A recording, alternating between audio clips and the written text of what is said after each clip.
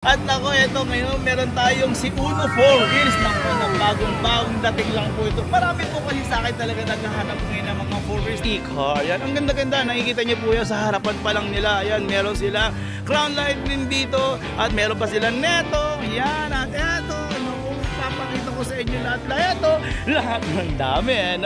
Para mas maganda pagpapanood nyo, para tapusin ito. Nako, eto po ay may free 2 wheels e-bike na para sa anak niya naman at para pang exercise ng inyong misis o mali sa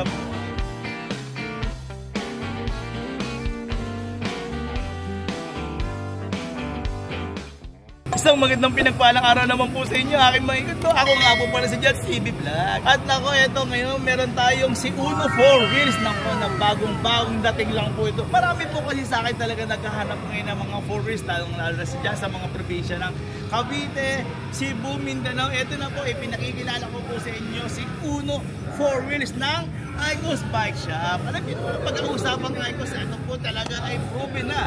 Nadami ba naman yung kanyang branch? Ngayon, 2 branch na. Dahil nagtiwala po yung ating mga viewers na bumili dito. Napakadami pong nagtiwala. Maraming salamat po sa inyo. Lalong-lalo na po sa ating mga single citizen, mga PWD. At syempre, walang iba kundi ang ating bagong bayani. Walang iba kundi ang ating OFW. Nako, bagay na bagay po ito sa inyong pamilya rin sa Pilipinas. Very safe. 4 doors na kotse talaga. Di ba? Unahan ko na sa inyo.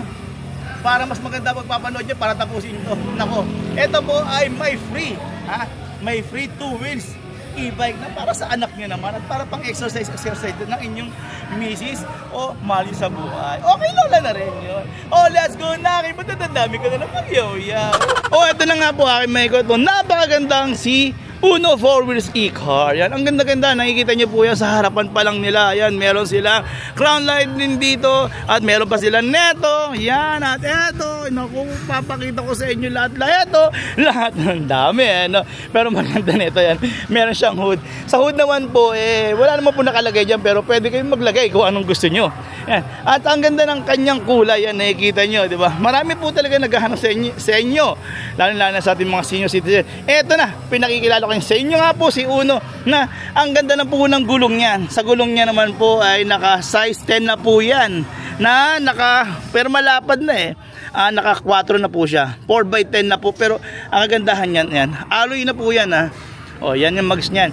Sa loob niyan, mga naka-steering wheel na rin po yung kanya. At ngayon dito naman po, may nakalak po dito. Tingnan na rin natin yan. Hindi ko pa po talaga to nabubuksan at papakita ko naman po. Andiyan po nakalagay yung inyong battery. Tapos ang kagandahan po nito, meron po siyang uphill assist. Ibig sabihin, pagka pataas po tayo, patarik, mas nakakatulong po talaga yan. Ngayon ito po, para siyang automatic. Ito po yung brake at saka yung accelerator. At ang kagandahan nito, meron siyang handbrake. Ito na po yung pinaka handbrake niya. Yan. Pag ginapakan niyo po yan, siya na po yung magiging handbrake niya. Ngayon dito po sa harapan, papakita ko naman po sa inyo. Ang kagandahan nito, sa kanyang panel, ayan, nakikita niyo na po yan, ang laki. Meron na pong may nakita akong by voltmeter dyan kanina.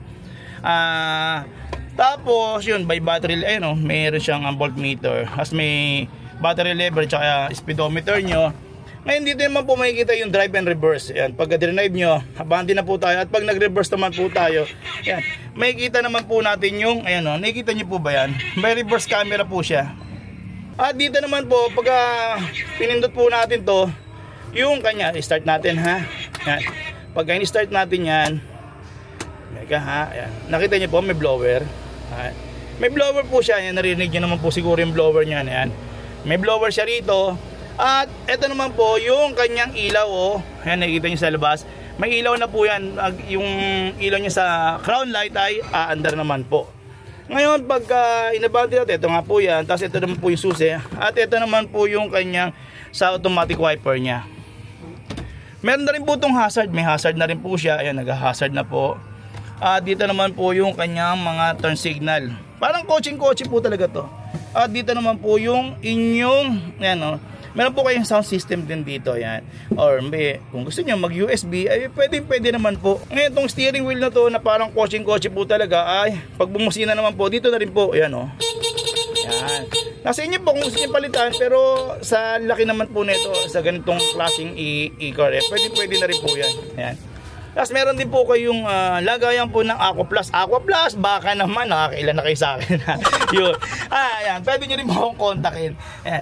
May lagayan po tayo ng Aqua Plus din dito. O Starbucks, nasa inyo po yan. Sa kanya naman po yan, nakita nyo po yung kanyang mirror. Manual naman po. Ayan, manual. Pero malambot malambot po yan. Malambot yung sinasarado niya, binubuksan. Ayan. Sa kanya naman po side is ito, plastic. So ibig sabihin pagka plastic mas maganda na rin po yan para hindi po bumigat yung ating sasakyan o e-car.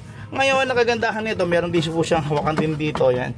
At pagka gusto niyo mag-open dito lang po, yan, nakita niyo po ba yan, parang manual din po siya, pero magagaang naman po, mabibilis naman po siyang gamitin. Yan, i-lock. Ito na po yan, na-lock. Tapos ito po, dito naman po, meron po tayong blower. Ayan, may blower na rin po tayo. Ayan, nakikita nyo po yan. Medyo nainitan kayo. Ayan, may ilaw din po. Pwede po itong buksan. Kung gusto nyo buksan din, ayan, nabubuksan din po siya. Ayan, malaki rin po yung kanyang windshield. At dito naman po sa kanyang likuran, subukan natin buksan ha. Ayan, so, buksan po natin sa kanyang likuran. Ayan, simpleng-simple. Pwede pumasok naman doon po siya ata sa kabila yung pag-open. Tingnan natin kung paano tayo makapag-open dito sa likod, sa kabilang side. Wala. So ibig sabihin, igaganyan nyo lang, makapasok na rin po yung inyong pasahero. Sa inyong pasahero nga po, yan nga po, sabi ko nga po is, ayun, okay, nagaganon lang po. 3 hanggang 3, kaya naman po yan. Hanggang 3 o dalawa, para mas komportable, o para hindi masyadong mainit. Kaya naman po. Kasyang-kasya. Ito po yung charger niya. Ito po yung charger. Ang kagandahan nito sa charging na yan, kung charge nyo ay pagka na full charge na kayo, magkukusa naman po yan. Tawag niya na smart charger niya. Mamamatay naman po siya. Yun nga, 6 to 8 hours ang charging time. Fold nyo lang konti yan. Dito naman po, makikita nyo yung ano nga ba? Yung kanyang motor. Yan lang ang importante hanggat maaari naman po. Yan po sana yung huwag mababasa. If ever na emergency lang po gusto niyo naman po makauwi, may konting baha, wag po kayo matubili, wag lang po yung papalagi. Kung kailangan niyo lang pong umuwi, pwede niyo naman po ito ilusong. Yung, actually may ayan po kasi yung motor. Ngayon sa may motor naman po nito, safe naman po yan kasi mga seal type naman po siya. At ito naman po yung kanyang spring. Nakikita niyo po yan. May mga shock din po siya. Ibalik lang po natin para makaupo na po tayo. Tsaka gandahan yan, kung halimbawa may bibilin po kayo, pwedeng nakaganyan lang po yan para kasyang-kasya po yung inyong mga bibilin. Ngayon yung papasahero, ayan, pwede po yan, gawing ganyan, ibalik nyo lang po. Tsaka ang ganda na upholstery niya, kulay pa lang po na upholstery, nakita nyo po ba yan, diba? Maganda na rin po. Tapos sa design, panalo na rin po. Yan. Yan ang ganda. Actually, marami na rin po kumuha nito. At yun, ang kagandahan nito, bumaba na po yung presyo nito ngayon. Kasi nga po, pagka bumili kayo nito, meron tong free na 2 wheels e-bike. Ngayon, sabi, just ano nga ba yung nasa hood niyan? Papakita ko rin po sa inyo, hindi ko pa po kasi makalimutan yan. Dito naman po, para mabuksan natin yan, parang sa kotse din po. Kalabitin nyo lang po yan. At, yun, mabubuksan na natin yung kanyang hood. Sa kanyang hood, makikita nyo ay, ayan, malamang ay wala. Ayan. Ganyan lang po yan, pero pwede nyo mga lagyan niya. Kung gusto nyo lagyan ng plywood, magkaroon kayo ng mga ibang mga truck dyan, o lagayan nyo ng mga gamit, pwede naman po yan. Katulad din po ng mga sasakyan, yan po yung mga ginamit nyan para sa sasakyan. At kung gusto nyo naman po magpalit ng Bosch na bosina, wala pong problema. Kayang-kaya naman din po yan. Ngayon, kung gusto nyo, yan, mga shock niya, may mga shock po siya. Yan. Kung gusto niyo naman paglagay ng solar, pwede niyo po lagyan din po yan. Marami po kayong option diyan. Pero ang maganda nito ngayon, yun nga, 'di ba? Napakadami niyang freebies at syempre tinatanong niyo naman po ngayon, marami po nagko-comment sa akin kasi talaga minsan hindi po natin talaga nabibigay yung presyo. Ngayon ito po binigay na po nila sa akin yung presyo. Dahil kinukulit ko po sa sila Kasi kailangan din po natin ibigay yung presyo. Pero sobra, 'di ba? Ang ganda po. Yan po ay 199,000 lang po yan. Yun nga po, sinabi ko nga po sa inyo na may 3 months warranty siya, tsaka sa electric motor, tsaka sa battery, tsaka sa charger. Yan meron na po kayo yan. Yun din, ulit, may 2 wheels e-bike kayo, car cover and crown light. So ano pang inaantay nyo? Bisitahin nyo na po yung Facebook page ng Icos Bike Shop.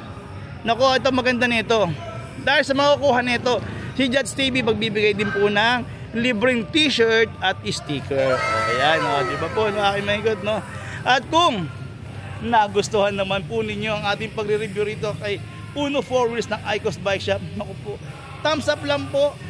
At mag-comment, usap po tayo. Siyempre, alam niyo naman, love na love ko po kayo.